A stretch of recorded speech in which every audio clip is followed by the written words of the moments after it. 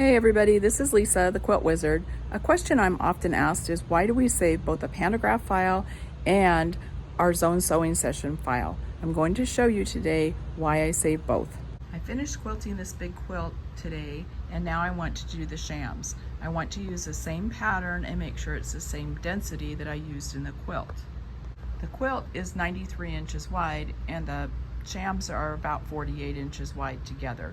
I could use an entire zone and stitch it out that way and then eclipse off the edges. The problem with that is I could get some jump stitches and overstitching, and I don't really want that. I set up and saved my Panto in Power Panto. So I'm going to go in and read Panto and select that file.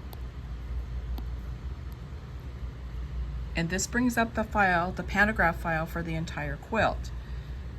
What I really want though is I want to change my total width and total height so that it's the same size as my shams. So I'm going to set my width just like I would with any other pantograph, the width of the two shams together.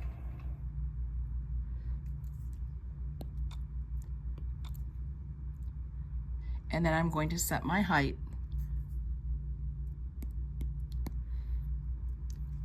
The thing about this is that it kept my pattern height and spacing that I had from the original quilt and didn't distort it. So that's why I saved the Panto, and that's why I used that pantograph instead of trying to recreate it. It keeps my spacing and it keeps my sizing.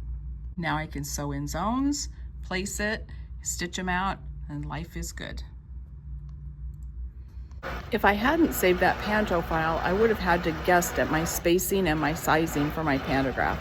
So this way, Quilt Path did it for me, and it will turn out just exactly like the pantograph on the quilt. Hope this helps. Happy quilting!